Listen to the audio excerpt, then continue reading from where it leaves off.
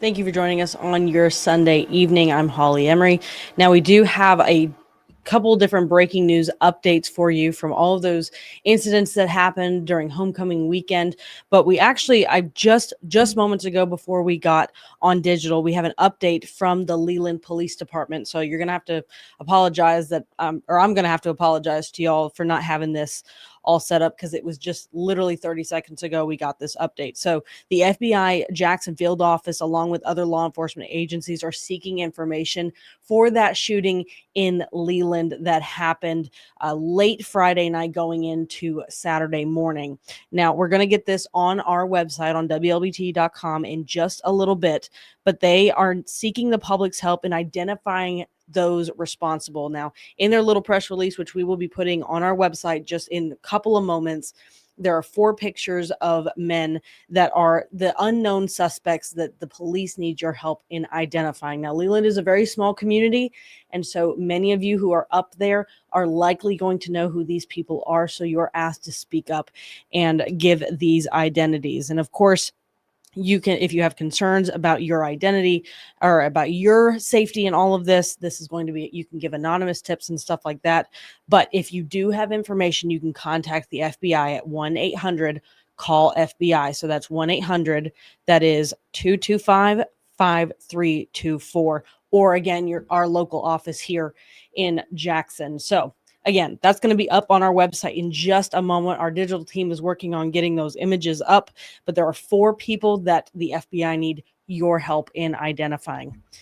Now, again, I apologize for not having those pictures ready to go. It was 30 seconds before we got on digital, but we also do have a breaking news update for the Alcorn State University shooting that happened yesterday evening. We now know the name of the female victim who was killed. So, again, this happened at Alcorn State yesterday, leaving 1 dead and 2 injured.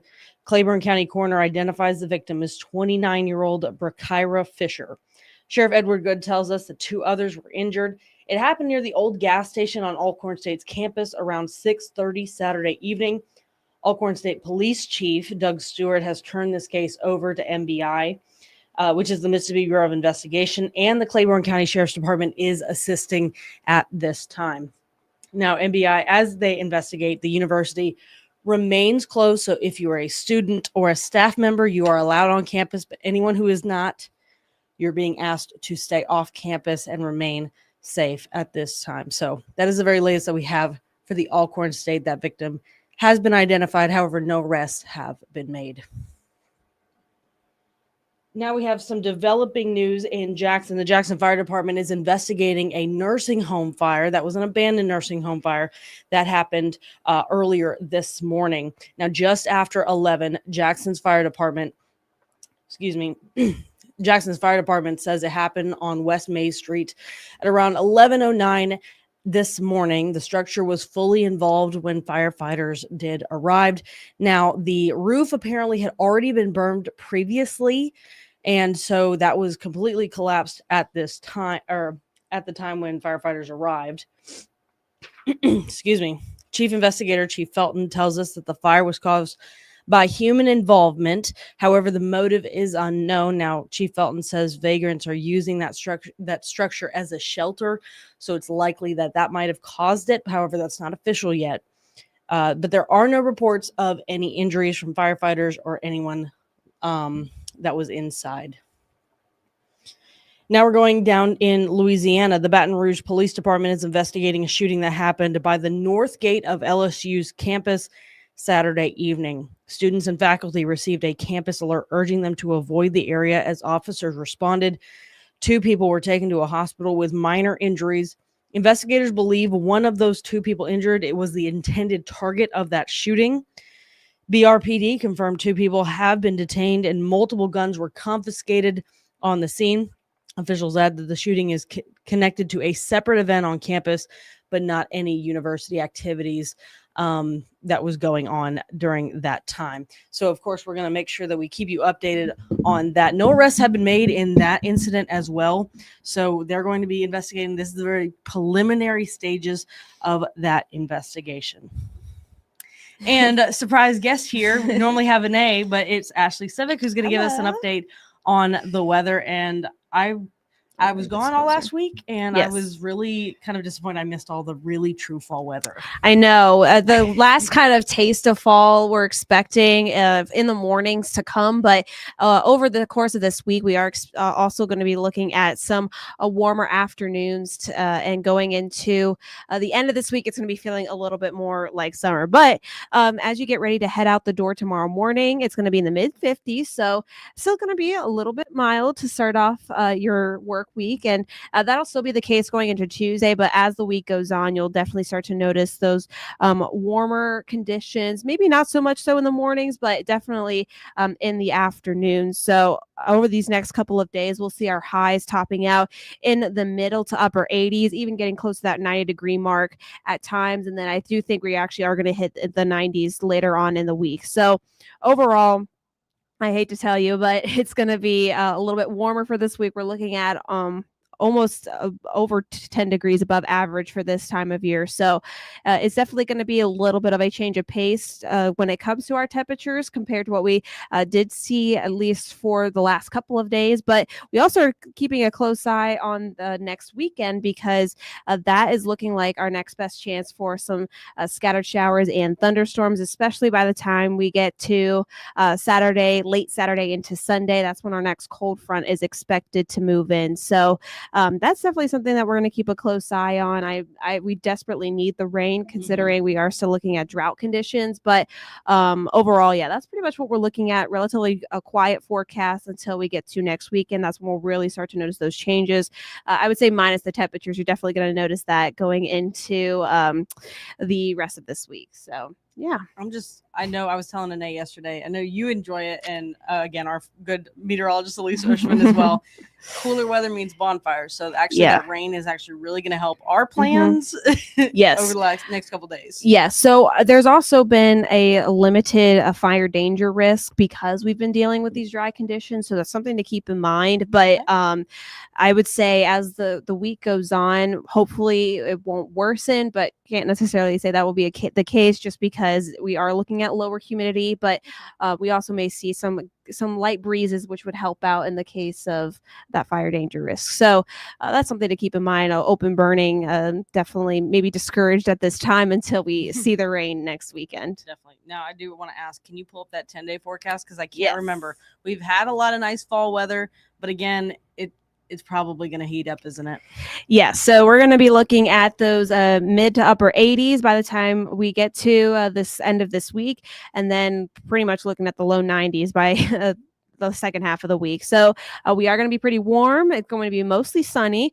We're also looking at lower humidity, but because we don't have those systems moving through, there's nothing to really bring in new air or any kind of changes like that. So that's why it's going to heat up, even though it may not feel sticky outside, at least until the end of the week. That's where the humidity will start to return. Also, when we're expecting those showers and thunderstorms. So. All right. Thank you for that update, Ashley. Now, I know that Ashley was watching, and I'm already getting this stuff pulled up here. There we go. So, Ashley and I were watching, as well as, of course, our Nathan Lee was watching the Saints game earlier against the Pats.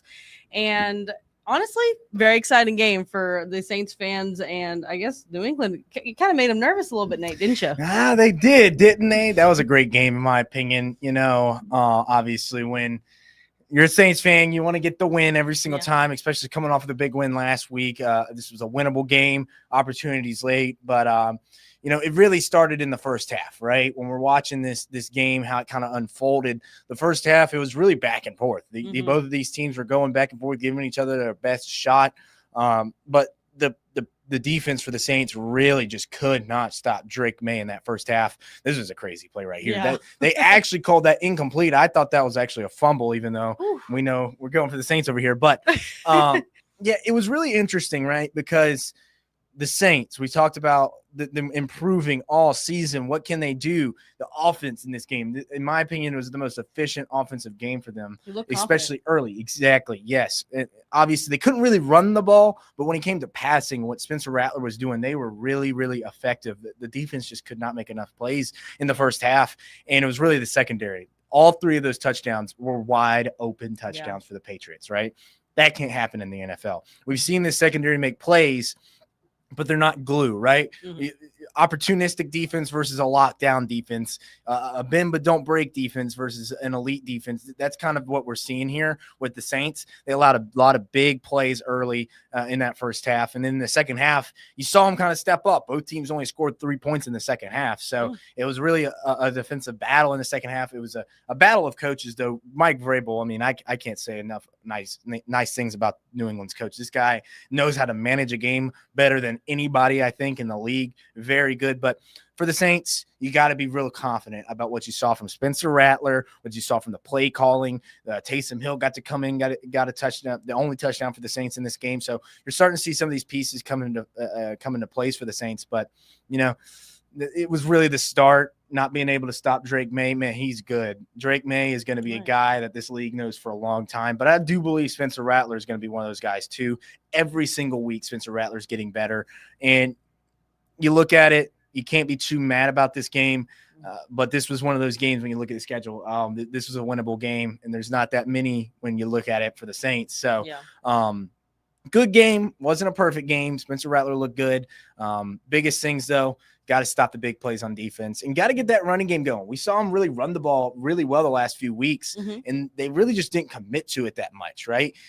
Kamara only had 10 carries. Kendrick Miller didn't even get into that 10-carry mark. So I wouldn't mind seeing the Saints run the ball a little bit more, but tough one. They go now. They get ready for a road game against the Chicago Bears, which should be actually a really interesting game going out there to Chicago. Yep, another winnable game out there in Chicago on the road. Very interesting. So can't wait to see. Sadly, our Saints could not get a win today, but things to take away that were good, some things to take away that weren't good.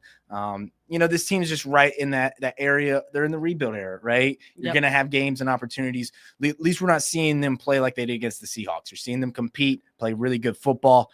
They're just not going to always go in your favor. So not much else to say about it, but Patriots, good team, man. They got the win against the Bills last week. They did this win. They're 4-2.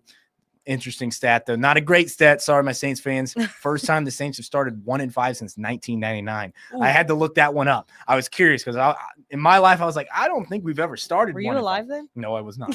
So that's what I'm saying. I was like, I cannot remember when the Saints started 1-5, 1999. So that shows you where they are right now. The record doesn't tell the whole picture. Obviously, there's been multiple games where the Saints could have pulled it off, but that's really it, right? They're not pulling it off late. Red zone's another big issue for the Saints. I saw a stat during the game. They have one of the worst red zone offenses, and they have the worst third down offense in the league when it comes to conversion rate. So those are those things that you cannot be bad at if you want to win football games. Right. So, and that's what the Patriots talked about. Mike Vrabel talked about getting the Saints in third downs earlier in the week, and they did that a lot. So it's tough, but going on to Chicago next week, hopefully they can pull that one off and beat Caleb Williams out there. Beat the Bears. The Bears. The Bears. The Bears. I don't care what team you're on. You're gonna have to say the Bears. I mean, that's just part of the thing you have to do. But thank you for that analysis, Nate. Now I gotta kind of put you in a weird position because I actually have to update some people on that breaking news that you were helping me out with earlier. So again, if you were just tuning in now and you stayed for the Saints highlights, I've got you now. And so if you are in Leland, Mississippi, and 4 people that the Leland Police Department is asking for your help, as well as the FBI, we are putting this up on our website, but there are 4 images that you will see on our website, and that is what the FBI is asking for your help in identifying those people. Those are suspects in that shooting that we were talking about yesterday, Friday night going into Saturday morning. So again, just tune it.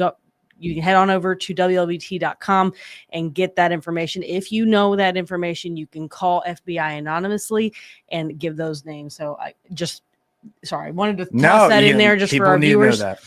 But again, that'll be on our website in just a couple of moments. So if you do have any information, that's really going to help that community heal in general, and just Mississippi heal. It was very hard yesterday. It's been a very, very brutal last few days. It's a reminder to love those close to y'all. That's what I will say about all this. But yes, hopefully we can bring some people to justice, because that was a terrible situation. Absolutely. All right. Well, again, thank you for tuning in for your Sunday night and getting your weather and your sports and also your news updates.